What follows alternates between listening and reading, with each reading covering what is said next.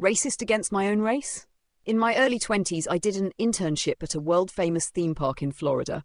It was a dream job in many ways, working at one of my favorite attractions. But that day would be unforgettable for all the wrong reasons. I started my shift as the standby line greeter, and within minutes I met a large white family decked out in matching family reunion shirts. They were cheerful, and their excitement was infectious. 30 minutes later, one of the men approached me with his young son in tow, looking frazzled. "Excuse me," he said. "My son needs to use the bathroom, but I don't want to miss riding with my family. Is there any way?" "Of course," I said quickly, giving him an understanding smile. "Take him to the bathroom, then come back through the single rider line. Tell my co-workers that Emily said it was okay." Relieved, he thanked me and rushed off. Fast forward 15 minutes. I was back from break and assigned to grouper, arguably the most intense role. You're the gatekeeper, arranging guests into rows like a human Tetris master, all while keeping the line moving and the ride running like clockwork. The family reunion group was now at the front. The man and his son reappeared from the single rider line, just as planned. I waved them over and slotted them seamlessly with the rest of their family. Smooth sailing, right? Wrong.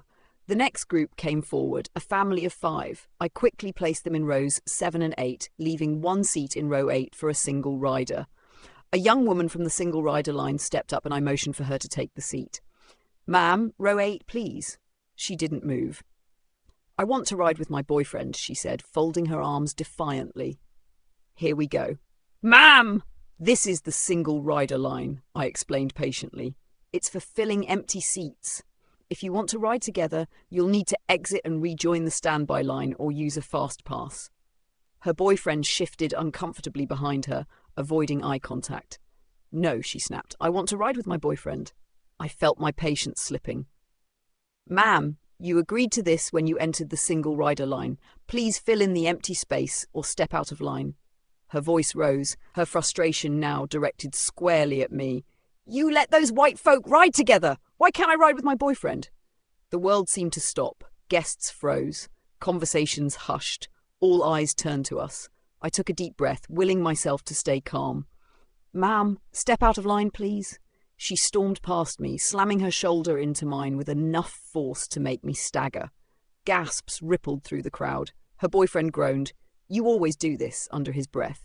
I saw red, my fists clenched, and my entire body tensed. The words I wanted to hurl back at her burned in my throat.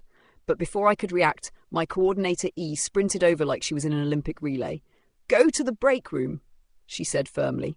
"Take a breather." The crowd erupted in chatter as I stormed off, my hands shaking, not from fear, but from sheer unfiltered rage. Tears welled up as I paced the bathroom, not sad, but livid. I wanted to throw hands. When I finally calmed down and returned to the break room, one of my managers approached me. "You're not in trouble," he assured me, "but security needs a statement." I nodded. Then security walked in.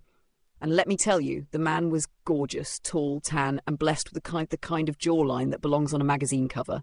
His presence was an unexpected silver lining to the mess of my day. He looked at me, brow furrowed. "You're Emily?" "Yes." "I'm confused." "About what?" The woman said you were racist. She claimed you let white people ride together, but refused to let her because of her race." He paused, clearly trying to make sense of it. "But you're the same race." I rolled my eyes so hard I'm surprised they didn't get stuck. "She's an idiot," I said flatly. He laughed, a deep, warm laugh that momentarily made me forget my anger. He took my statement, thanked me, and informed me that the couple had been escorted out of the park and banned for life. As he walked away, I couldn't help but smile, shaking my head at the absurdity of it all.